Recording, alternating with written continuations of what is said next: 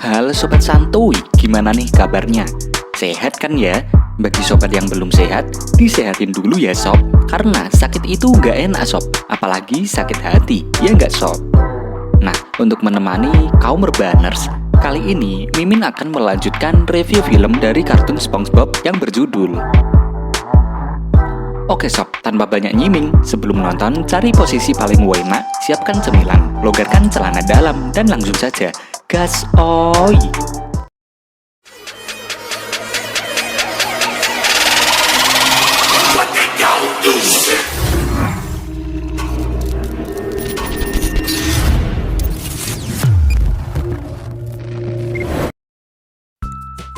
Scene diawali dengan memperlihatkan tempat gym milik Larry si Lobster. Terlihat ada seorang pria tinggi besar yang masuk ke tempat itu dengan cara mengendap-endap. Di dalam tempat gym terdapat Tuan Crab yang sedang adu panco dengan seorang pria. Nah, mereka ini semuanya tergabung dalam kelompok gym gulat rahasia. Itulah alasan mengapa pria di awal film tadi masuk dengan cara mengendap-endap. Nampak pertarungan adu panco itu sangat sengit. Pria besar itu menyuruh Tuan Crab untuk menyerah saja karena Tuan Crab sudah tua dan pria itu menyebut Tuan Crab dengan sebutan kulit lunak. Tuan Crab yang berusaha sangat keras, otot-ototnya mulai muncul. Tangan pria itu pun dicapit Tuan Crab dan pada akhirnya Tuan Crab lah yang menjadi pemenangnya. Semuanya pun bersorak ria atas kemenangan Tuan Crab. Di sini, Tuan Crab terkenal dengan sebutan si tangan pencubit penny. Tuan Crab pun mulai menantang mereka yang ada di sana untuk adu panco dengan dirinya. Namun, tak ada seorang pun yang berani bertanding dengan Tuan Crab. Tak berselang lama, dari arah belakang terdengar ada yang mau menantang Tuan Crab. Dari bayangannya, nampak orang itu berbadan tinggi besar. Namun semakin mendekat, ternyata itu hanya bayangannya saja. Aslinya itu adalah Plankton. Tuan Crab pun dengan senang hati menerima tantangan dari Plankton. Pertandingan pun dimulai. Nampak Tuan Crab kesulitan nih melawan Plankton. Plankton yang sombong, ia pun bertanya kata-kata terakhir sebelum Plankton mempermalukan Tuan Crab. Tuan Crab pun mengatakan hanya satu kata, yaitu pecundang. Ternyata di sini Tuan Crab hanya berpura-pura kesulitan melawan Plankton karena ia hanya ingin mempermainkan Plankton. Lalu semua orang yang ada di sana pun mencoba melawan Tuan Crab, namun tak ada yang menang. Plankton pun pulang dengan rasa malunya. Ia mengatakan jika dirinya akan membalaskan semua perlakuan ini kepada Tuan Crab. Setibanya di depan rumah, Plankton meratapi nasibnya yang selalu kalah dengan Tuan Crab. Tiba-tiba, di atasnya ada kerang yang terbang dan menjatuhkan kotoran yang tepat mengenai Plankton. Kerang itu hinggap ke patung sarung tangan milik Plankton.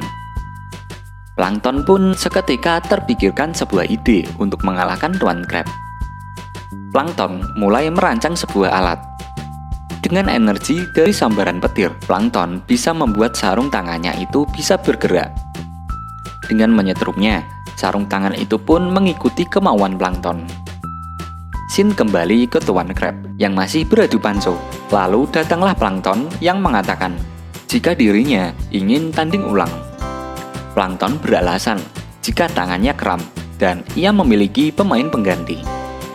Datanglah sarung tangan itu yang menantang panco Tuan Crab. Adu panco pun dimulai dan nampak Tuan Crab sangat kesulitan mengalahkan sarung tangan itu. Plankton pun mengatakan pecundang kepada Tuan Crab. Lalu sarung tangan itu membanting Tuan Crab. Kekalahan Crab dimanfaatkan oleh Plankton. Ia pun menyuruh sarung tangan untuk mencuri formula rahasia Krabby Patty. Namun, saat di depan brankas, tempat tersimpannya formula rahasia, tiba-tiba sarung tangan itu memberontak. Plankton pun dicelupkan ke kaleng saus. Hal itu membuat mata Plankton menjadi memerah. Saking panasnya nih, Plankton pun meledak. Sarung tangan itu pun keluar dan membuat kerusuhan. Plankton menyadari jika sarung tangan itu bisa menghancurkan Bikini Bottom, dan planktonlah yang akan disalahkan karena ia sebagai penciptanya. Plankton pun panik dan terpeleset. Lalu ia melihat kotak darurat. Ia pun mencoba membuka kotak itu. Tak disangka, kotak itu berisikan SpongeBob. Plankton pun mengajak SpongeBob ke sumber masalahnya. Nampak di sana, sarung tangan sudah membuat kericuhan di kota. SpongeBob menyarankan untuk membicarakannya baik-baik. Lalu Plankton memberikan SpongeBob sebuah tombol yang harus ia tekan saat Plankton memintanya. Plankton bersiap berbicara dengan sarung tangan dengan membawa kendaraan perang. Saat Plankton akan memusnahkan sarung tangan itu, Plankton pun menyuruh SpongeBob menekan tombolnya. Namun nih, si SpongeBob mengatakan jika ia tak tega jika harus menghancurkan sarung tangan itu. Plankton mencoba melakukannya sendiri, dan ia pun berhasil menekannya. Namun ia tak sadar bahwa arah dari rudalnya adalah ke atas, sehingga rudal itu menembakkan ke atas Plankton, lalu kembali lagi ke bawah dan mengenai Plankton sendiri. SpongeBob pun memberitahu Plankton jika ia tak bisa melawan monster itu dengan kebencian. Namun ia bisa mengalahkannya dengan cinta.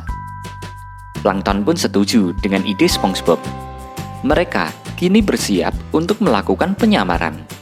Dengan menyemprotkan parfum ke kostumnya, mereka mencoba menggoda sarung tangan itu. Mereka pun berhasil membuat monster itu jatuh cinta. Bahkan, mereka pun diajak makan malam oleh monster besar itu. Namun, saat makan spaghetti, kostum yang mereka pakai ikut tersedot oleh sarung tangan. Hal itu pun membuat penyamaran mereka terbongkar, dan sarung tangan pun sangat sedih nih.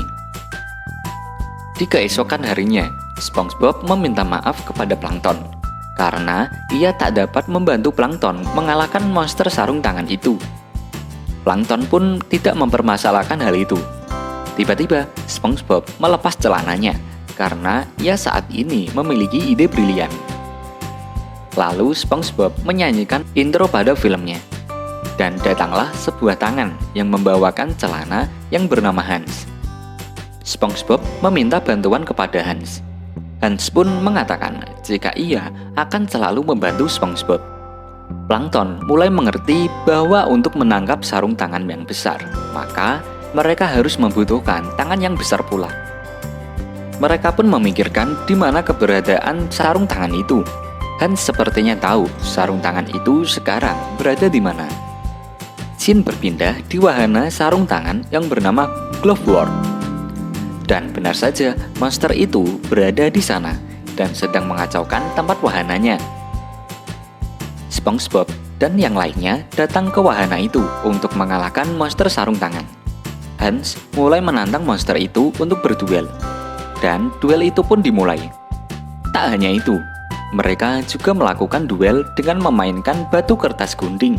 Kemudian dilanjutkan tarung jempol. Hans selalu kalah dalam duel tersebut. Ia pun mengatakan jika dirinya tak bisa mengalahkan sarung tangan itu. Ia menyuruh SpongeBob untuk membuat pengalihan. Mereka pun berpikir keras tentang cara mengalihkan perhatian sarung tangan itu. Plankton mengatakan jika ia butuh pengeras suara. SpongeBob segera mengubah dirinya menjadi sebuah pengeras suara. Plankton mulai mengejek sarung tangan itu dan membuatnya sangat marah. Pengalihan itu pun berhasil, dan Hans segera memakai sarung tangan itu. Pada akhirnya, dengan perlawanan yang sangat sengit, Hans mampu mendapatkan sarung tangan itu.